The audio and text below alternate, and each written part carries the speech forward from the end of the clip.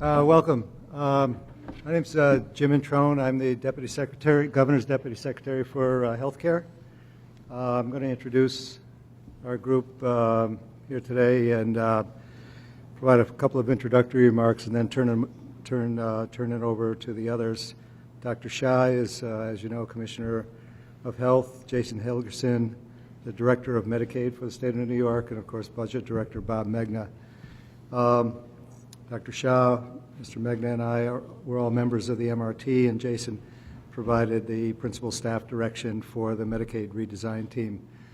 By creating the Medicaid redesign team, Governor Cuomo completely changed the paradigm of Medicaid in New York. After years of annual political fighting in New York, losing its position as the national leader in Medicaid reform, the MRT brought stakeholders to the table in a whole new spirit of collaboration. The MRT process marked a new era of transparency in Medicaid. Never before have New Yorkers and stakeholders had the opportunity to help shape the program, as well as access vital information about this huge and complex enterprise. The final product of MRT was a multi-year action plan. It's the most comprehensive Medicaid reform in state history. Today, we're here to declare that the effort was successful and to announce the fact that we finished the 2011-12 fiscal year under the Global Medicaid Spending Cap. What makes the plan historic is its breadth, as well as the degree to which the stakeholder community actually supports and continues to support our new directions. Key reforms include first in the nation Global Medicaid Spending Cap, an end to the inefficient, uncoordinated fee-for-service Medicaid program to be replaced with a high-quality care management for all system.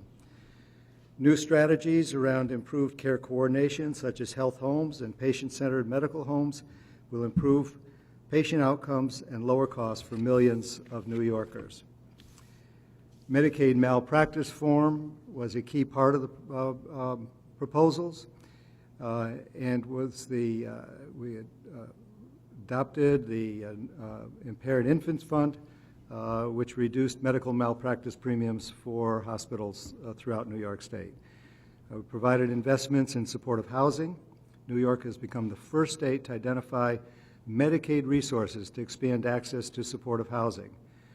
We've recommended, and provisions have been made for state takeover of Medicaid administration and a cap on the county share of Medicaid.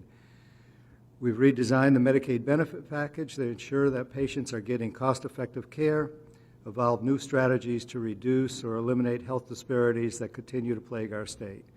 What's particularly exciting about this ambitious agenda was that it was formed by a diverse group of stakeholders. Because of that support, we're very confident that these reforms are going to endure and are going to change the Medicaid program in New York for the foreseeable future. Beyond saving money, the MRT plan will also improve patient outcomes. Medicaid provides vital health care services to 5 million New Yorkers. In New York, we're committed, the governor is committed, to ensuring that Medicaid reform and cost savings are achieved by keeping patients healthy. Now I'd like to turn it over to Dr. Shah, who will explain more about the quality outcomes and the ways we're improving patient care through the Medicaid reform effort. Thanks, Jim. The Department of Health's mission is to promote, improve, and protect the health of all New Yorkers. The governor's Medicaid redesign team did a lot to advance our mission and advance the mission for all of New Yorkers. Our MRT was a major step, not only for Medicaid patients, but for every citizen of New York. There are several initiatives that I'd like to mention that are emblematic of the process and the product of the governor's MRT. Several are in the area of care coordination. First is a major expansion of medical homes to over 1.4 million recipients of the Medicaid program. This will allow high-quality primary care to be delivered to all of these recipients in a setting that's integrated with electronic health records, looking at quality and outcomes, and providing real value to Medicaid recipients. A second major initiative is around health homes. Health homes provide coordinated care for the most complex patients, those with multiple chronic conditions. By supporting health home expansion, the governor's MRT is going to provide care coordination to those patients who are most vulnerable with multiple chronic diseases, and then help support the growth of accountable care organizations, ACOs. We have about a half dozen of these throughout the state already, and it is really the model of the future, where all your physicians and providers are talking to each other around your care from a patient-centered perspective. The governor's MRT also did much to advance caring for the mind and the body together. Traditionally, mental health services have been delivered in silos separate from physical health services. MRT has taken major steps to making sure that both are addressed in each other's settings, finally looking at a patient as a whole as opposed to separate. The governor's MRT has done much to advance the issue of addressing health disparities, from prescription label reform to in multiple languages, to language translation services, to services for at-risk moms.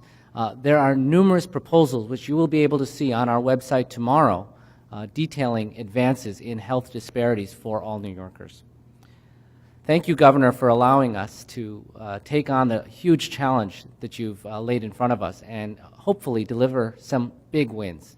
I'll turn it over to Jason to talk to you about some of the financial implications of the MRT process.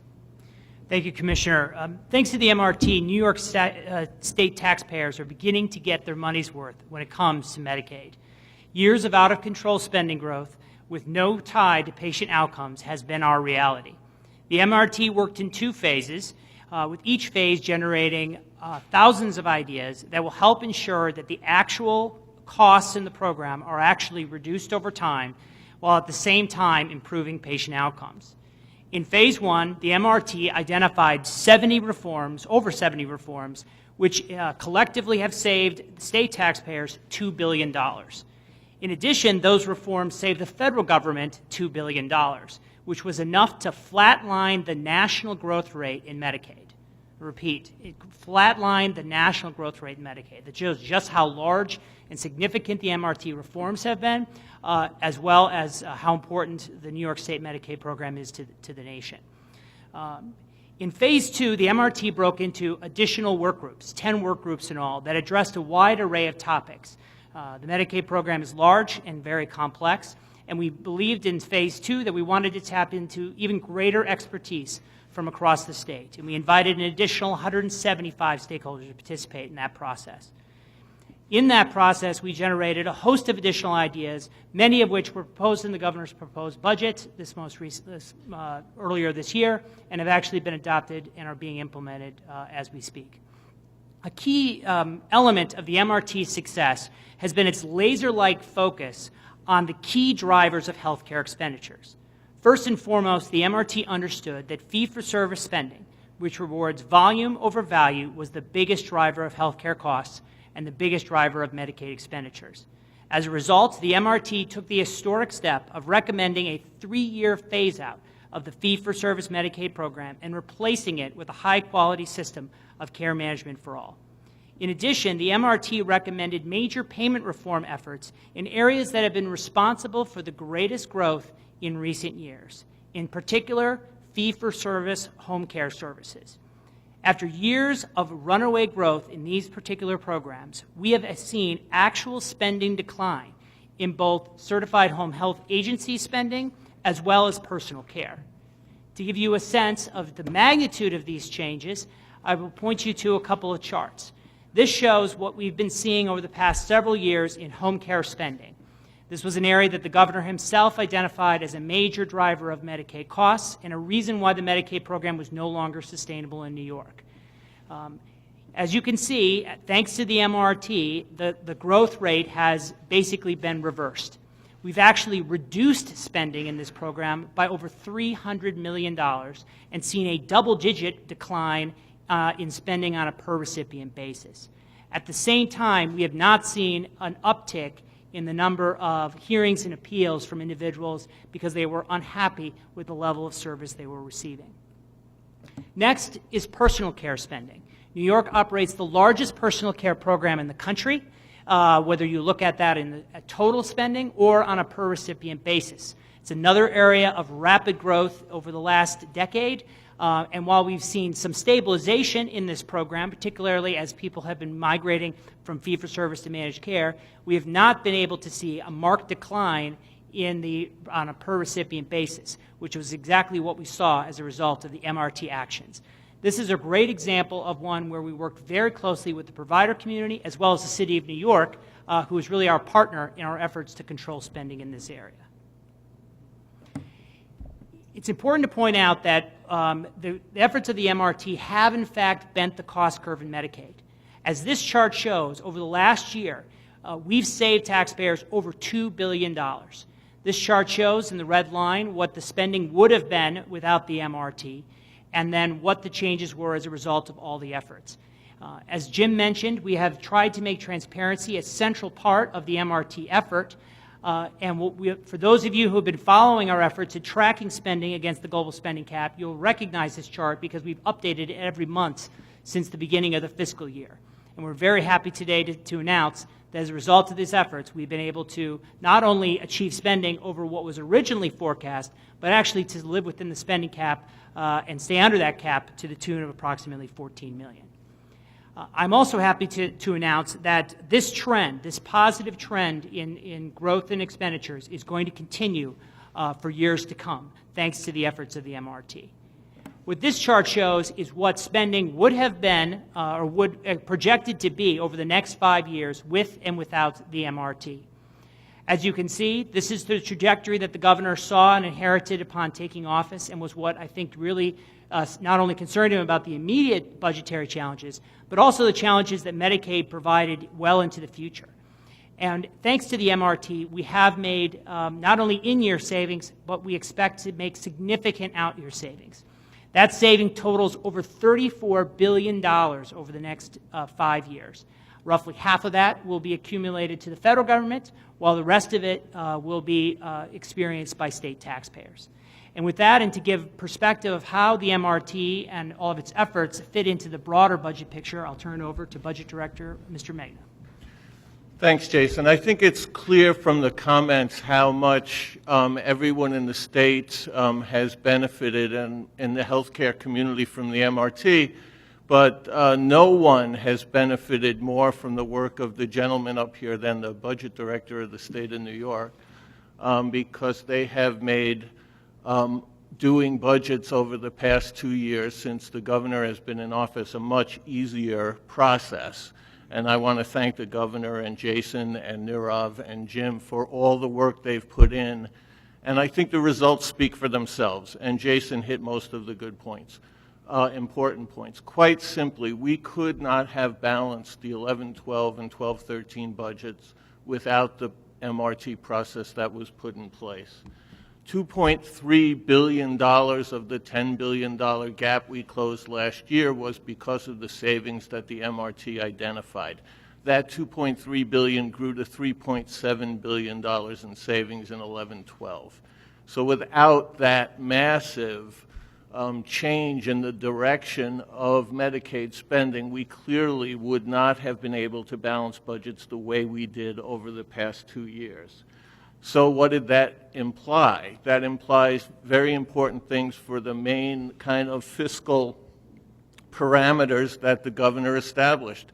It has allowed us to keep state spending overall to growth of 2% for the past 2 fiscal years. Again, an important fiscal parameter established by the governor. It allowed us to pass 2 budgets without tax increases. It allowed us to better plan for the future, as Jason, Jim, and Nirav have already said, by establishing growth rates for Medicaid tied to the 10-year average of medical CPIs, which has averaged about 4%, which is significantly below the cost curve that was in place before the MRT process was in place. And lastly, and Jim touched on this a little bit, it allowed us to go in new directions that would have been impossible a few years ago, and it allowed us this year to take over Medicaid growth from the counties and New York City over a 3-year period, where we're actually reducing a significant fiscal burden that local governments have had to bear, and we're put ourselves in the position where we can remove a significant fiscal burden at the local level. So it's been incredibly important also for mandate relief. So I think that's the major points I wanted to make. And again, I want to thank the folks on the panel and open it up for any questions that people might have. Did you hear any complaints from citizens or the healthcare industry or wherever that so-and-so, such and such group or so-and-so people won't be getting the care that they need or the services that they need? Any grumblings, I mean, the savings are great, but Right. how about the healthcare and services? Right. So in terms of unintended consequences and problems associated with implementation, the scale of the implementation here is significant in the sense that virtually no member or person enrolled in the Medicaid program or provider in the state is unaffected by the breadth of the MRT recommendations. Virtually everyone is impacted in some way, shape, or form. We've worked very hard to try to mitigate and prevent those unintended consequences. I would say that overall we've been pretty successful in that area, but where there have been issues that have been arisen, we have worked very hard to quickly address those issues and to work through them. And I'll give you a good example of that with regards to one of the major initiatives, our move away from fee-for-service to care management for all. On October of 2010, we moved the prescription drug benefit, which the state had paid for directly in fee-for-service, to the plans. That affected 3 million New Yorkers and about $4 billion of annualized spend, one of the more complex implementations. We have worked very closely with the advocacy community, who represents the interests of the members. We've worked very closely with the affected plans, the pharmacy community, and providers in general to try to ensure that that's a smooth transition. And while we have some issues that we've had to work through, I think overall that's been a very successful implementation, and we haven't seen the kind of concerns that a lot of people have, which was people walking away from pharmacies, not getting their prescriptions, ending up in emergency rooms with very bad outcomes. And those are the things that we've been working to avoid, and I think to a great extent we've been able to avoid. The PBMs who are oftentimes contract with the plans that we contract. PBMs are out of state, and wouldn't it be better to be keeping money in New York State, improving and helping our own economy? The prescription drug carve-in saved about $200 million over 6 months' worth of implementation. It was one of the larger savings initiatives that we were able to implement. And we actually are exceeding expectations on that particular initiative. And when you annualize it, it's up to $400 million worth of savings. So it's a very substantial savings. And one of the things we have to watch very closely is to make sure that the PBMs are doing their jobs and are I think one thing I would say is with a thing as massive as the MRT, concentrating on one particular area I think can get you into a little bit of trouble. Remember, by freeing up resources, it's allowed investment in other places in New York and even outside of the healthcare industry. Plus, it's freeing up local resources, as we just talked about with the Medicaid takeover. And those local resources are likely to be spent in New York State. The other resources it freed up as part of the budget process to be invested in things like New York Works are going to be directly invested in economic development in New York. The folks at the table are much better equipped than me to talk about other significant investments in healthcare we're making in New York. So I would probably stay away from a narrow kind of interpretation. And I would just mention, the easy way to roll up the complex populations into managed care would be to contract with large national insurance companies. We did not do that. Instead, the plans that we've set forth emphasize homegrown, specialized managed care plans. not-for-profit. Mostly not-for-profit plans. So we've got a different take on managed care than large parts of the rest of the country, and it does emphasize nonprofit agencies and other agencies that have developed in New York. In terms of the overall cost of Medicaid, New York spends far more than per capita, far more than comparable states. Do you think there's any possibility that New York will ever get back in line with what per capita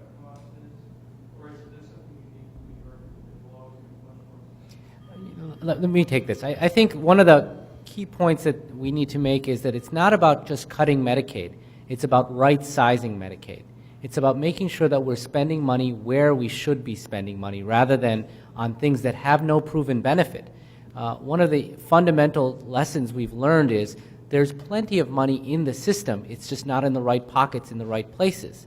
If you consider that the federal government suggests that 30% of Medicaid spending is waste defined broadly, if we can start to pay for prevention, wellness, health promotion, and keep people from getting sick in the first place rather than paying for expensive treatments that could have been avoided in the first place, everyone benefits. And what we've been able to do, nearly half of the proposals of the 78 last April were reform, not just cost cutting. And since then, with what was passed, the 24 proposals passed this past budget, that reform agenda has continued aggressively. It's actually a fundamental pivot looking toward health promotion, wellness, care coordination. Whether or not, whatever happens at the federal level, New York is not going to be 50th in the country for avoidable hospitalizations in the very near future because of what we've done today. When do you expect the release of the final recommendations, and after that, what's the next phase? The governor has spoken about wanting to operationalize what the agencies are doing. Is the MRT going to move sort of into that phase, or is it just going to, as an entity, go below? In terms of the executive order the governor signed came to an end on March 31st of this year. So in a sense, the legal construct that created the MRT is no more.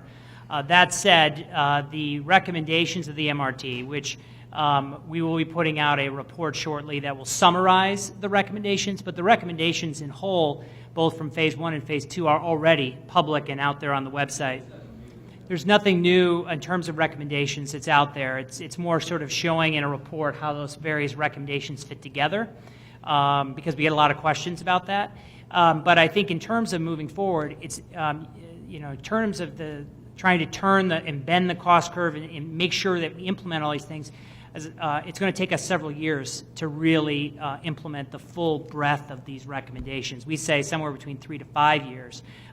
For instance, what we aren't doing in New York is we aren't putting out an RFP for our most complex patients and asking managed care companies from around the country to come and bid on that, and turning over those very complex individuals to plans who are totally unprepared to meet their needs.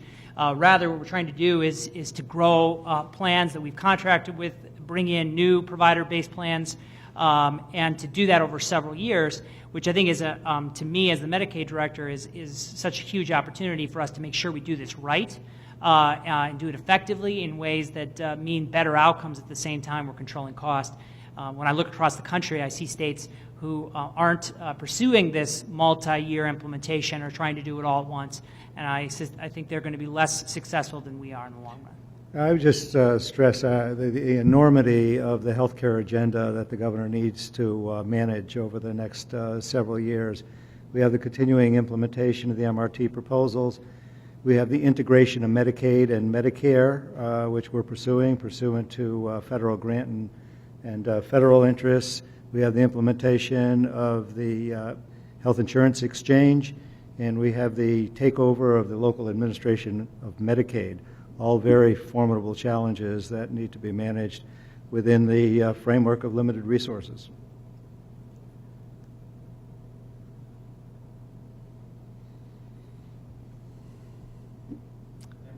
Okay, thanks.